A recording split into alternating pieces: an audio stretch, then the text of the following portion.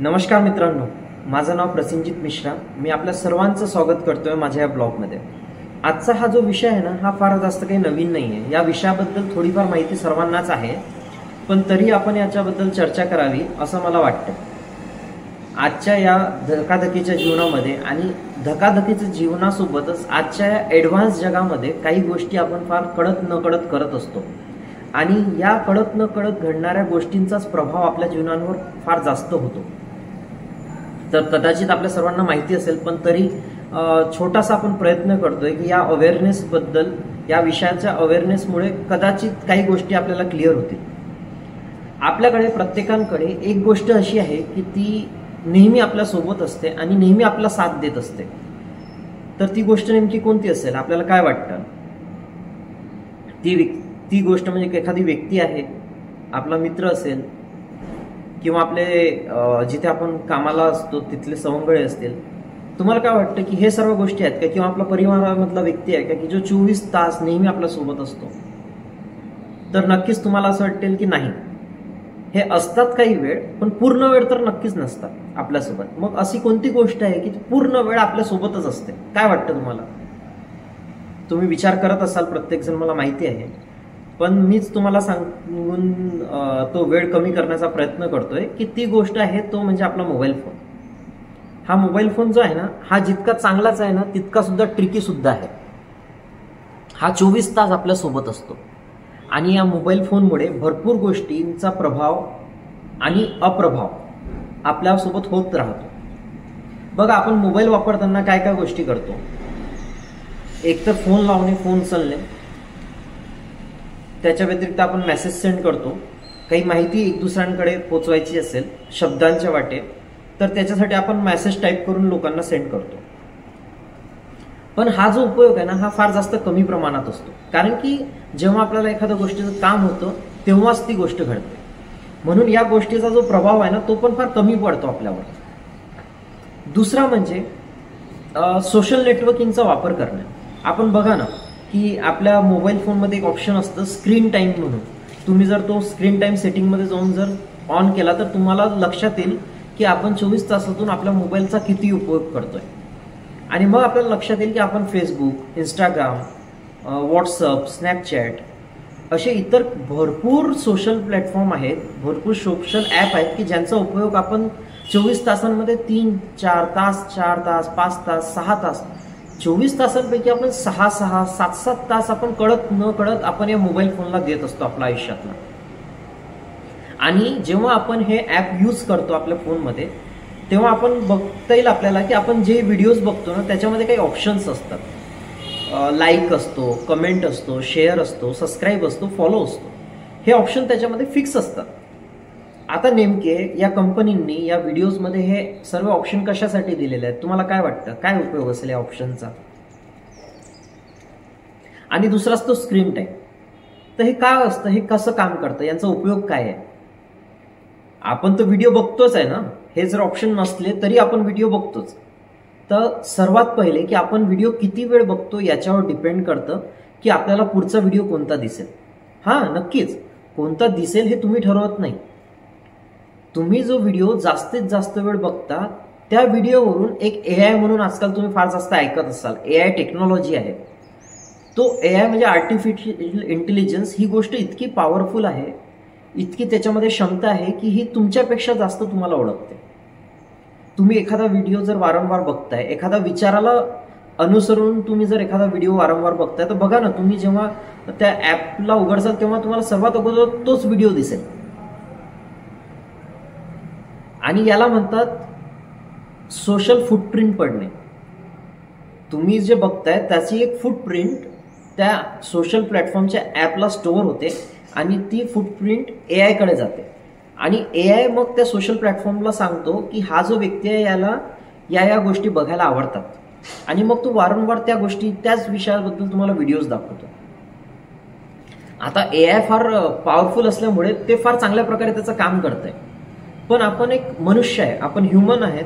आपण मनुष्य असल्यामुळे आपल्यामध्ये भावना सुद्धा असतात. आणि नेमक्या भावना कोणत्या वेळेवर कोणत्या येतील याचा अंदाज आपला नसतो. आणि आपल्याला एखादी गोष्ट नाही आवडत पण ती 2 सेकंद बघितल्यानंतर आपल्याला ती आवडायला सुरुवात होते, कारण की बॅक इन द माइंड आपल्यामध्ये ती गोष्ट कुठेतरी आपल्यासोबत घडलेली असते आणि त्या व्हिडिओला आपण त्या घडलेल्या गोष्टीसोबत रिलेट करतो आणि त्या व्हिडिओला आपण जास्तीत जास्त बघतो आणि त्या एआयला लक्षात येतं की अरे या व्यक्तीसोबत असं असं घडलेलं आहे आणि तो तुम्हाला त्याच व्हिडिओ वारंवार दाखवत राहतो. आणि वारंवार जेव्हा आपण एखादी गोष्ट बघतो, आपल्यासोबत एखादी चुकीची घटना घडलेली असते आणि त्याच्याबद्दलच आपण वारंवार जेव्हा ती व्हिडिओज बघत राहतो, तेव्हा त्याचा प्रभाव आपल्या जीवनावर फार जास्त पडतो आणि आपल्याला त्या गोष्टीच्या बाहेर जरी निघण्याची इच्छा होत असेल, आपल्याला ती गोष्ट आपल्या जीवनातून डिलीट करण्याची जरी इच्छा होत असेल ना, तरी ती आपण करू शकत नाही, कारण की आपण आपल्या जीवनामध्ये रोजचे 3-4 तास 5 तास तेच व्हिडिओ बघतोय. आणि तसं म्हणतात ना की एखाद्या जवळच्या व्यक्तीने जर आपल्या जवळ येऊन आपल्या पाठीवरून जर थोडासा हात जरी फिरवला ना, तर आपल्या मनाला फार चांगलं वाटतं.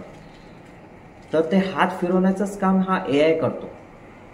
पण एखादा व्यक्ती जेव्हा आपल्या पाठीवरून हात फिरवतो, तेव्हा तो आपल्याला आपण काय योग्य करतोय आणि काय अयोग्य करतोय ते आपल्याला सांगतो आणि अयोग्य नाही करायला पाहिजे त्याच्यासाठी तो तुमच्या पाठीवरून हात फिरवतो की आजपर्यंत जे झालं तुझ्यासोबत ते ठीक आहे, भविष्यात या गोष्टी घडायला नाही पाहिजे, म्हणून मी तुझ्या पाठीशी आहे आणि तू या गोष्टी नको करूस.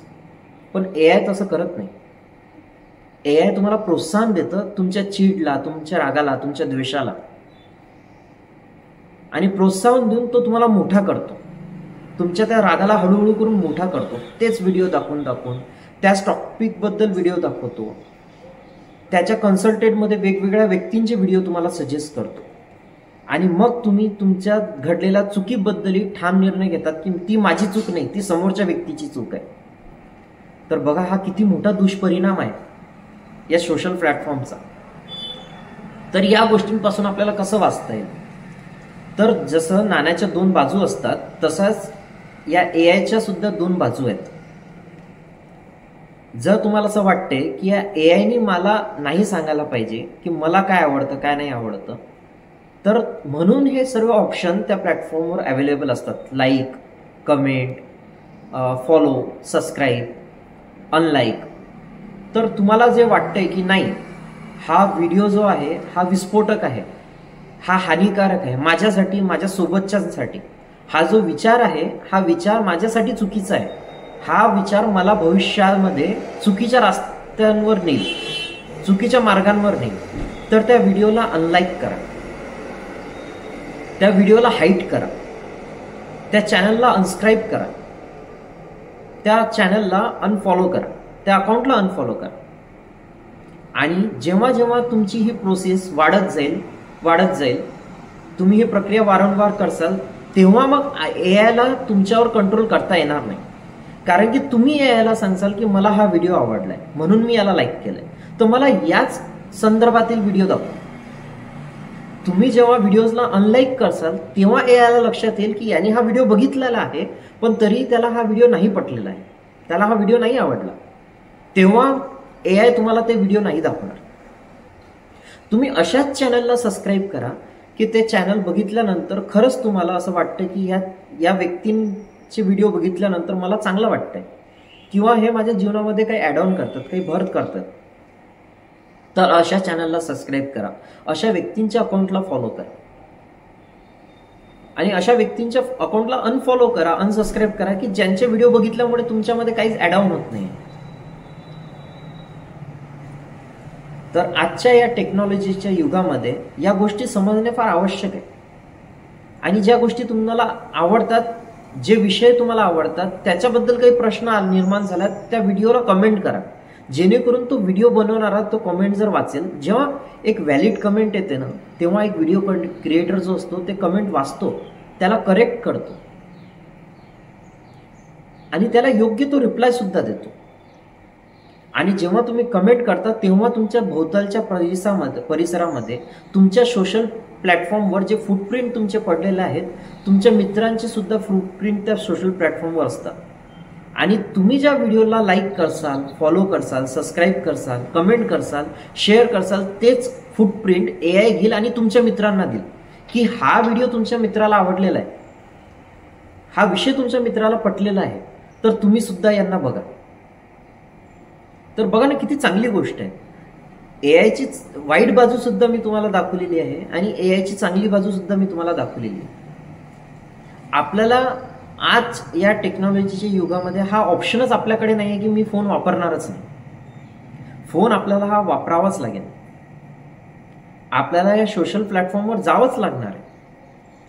पण योग्य काय आहे, अयोग्य काय आहे, माझ्यासाठी चांगलं काय आहे आणि माझ्या सोबतच्यांसाठी चांगलं काय आहे, ही ठरवण्याची जबाबदारी सुद्धा ही माझी आहे. आणि ही जबाबदारी जर माझी आहे तर जबाबदारीपूर्वक आपल्याला त्याच्यामध्ये भाग घ्यावा लागेल, पार्टिसिपेट करावं लागेल.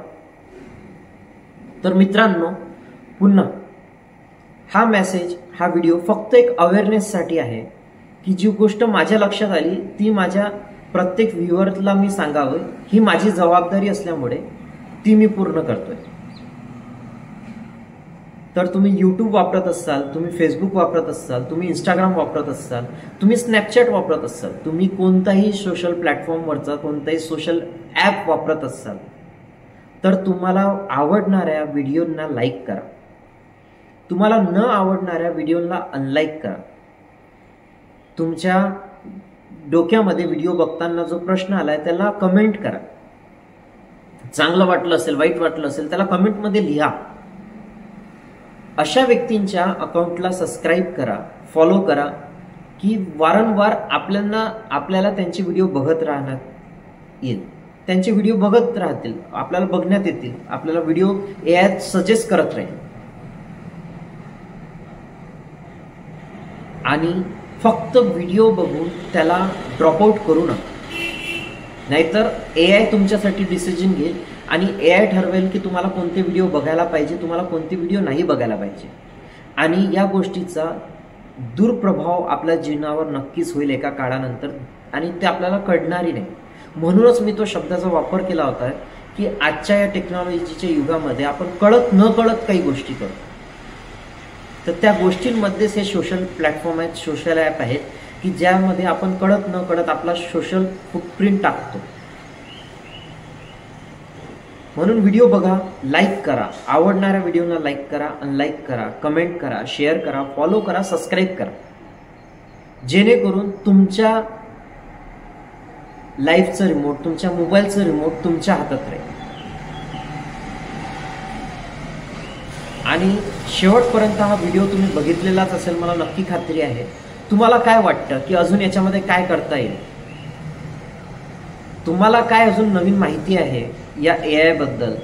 आणि मी जे सांगितलेलं आहे याच्यामध्ये जर कुठे काही कमतरता तुम्हाला वाटत असेल माहितीमध्ये, तर तुम्ही कमेंटमध्ये मधला ते शेअर करा, जेणेकरून जे व्ह्यूअर हा व्हिडिओ बघतील त्यांना सुद्धा ते कमेंट वाचल्यानंतर लक्षात येईल की अरे ही पण गोष्ट बाकी होती. तर एक कम्प्लीट पॅकेज प्रत्येक व्ह्यूअर पर्यंत पोहोचेल. तर पुनश्च ही माहिती मी आपल्यापर्यंत पोहोचवली, हीच माहिती आपण इतरांपर्यंतही पोहोचवा.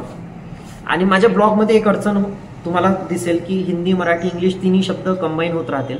त्याचं कारणच नेमकं हे आहे की तिन्ही भाषा मला येतात पण पूर्णपणे व्यवस्थित येत नाही. माझं ग्रामर व्यवस्थित नाही. आणि मला कोणीतरी सांगितलेलं आहे की भाषा हा तुमचा संवाद साधण्याचं एक माध्यम आहे. तर या भाषेमध्ये न अटकता जो आपला संवाद आहे, हे जे नॉलेज आहे, हे मी आपल्यापर्यंत पोहोचण्याचा प्रयत्न करतोय. तुम्हाला हा आवडत असेल तर नक्कीच लाईक करा, कमेंट करा, शेअर करा, सबस्क्राईब करा, फॉलो करा, जेणेकरून तुमच्या एआयला लक्षात येईल की तुम्हाला काय बघण्यासाठी तुमचा इंटरेस्ट आहे, तुम्हाला कोणती माहिती आवडत आहे, कोणती माहिती नाही आवडत आहे. आणि वारंवार चांगले व्हिडिओ बघितल्यामुळे, वारंवार चांगलीच माहिती आपण ऐकल्यामुळे आपल्या जीवनावर चांगलाच प्रभाव पडेल. आणि जर प्रत्येकाच्या जीवनामध्ये जर चांगला प्रभाव पडत राहिला तर या सोसायटीला बदलण्यासाठी वेळ लागणार नाही. तर पुनश्च आपल्या सर्वांचं फार फार धन्यवाद की तुम्ही या व्हिडिओमध्ये शेवटपर्यंत बनून राहिलात, तुम्ही हा व्हिडिओ पूर्णपणे बघितलात. आपले विचार, आपल्या गोष्टी आपण नक्कीच कमेंट करून सांगसाल याचा मला नक्कीच आशा आहे. आणि पुन्हा थँक्यू. लाईक करा तुम्हाला आवडलं असेल तर, सबस्क्राईब करा माझ्या चॅनलला, फॉलो करा माझ्या अकाउंटला. फेसबुक असेल, इंस्टाग्राम असेल, यूट्यूब असेल, प्रत्येक ठिकाणी तुम्ही प्रसेनजीत मिश्रा .official किंवा प्रसेनजीत मिश्रा सर्च करसाल तर तुम्हाला लगेचच माझा व्हिडिओ दिसून येईल किंवा माझं अकाउंट दिसून येईल. आपण नेहमी या ब्लॉगच्या माध्यमातून जोडलेले राहू आणि एक दुसऱ्यांसोबत अशाच प्रकारे छोट्या विषयांबद्दल संवाद करत राहू. Thank you so much. नमस्कार.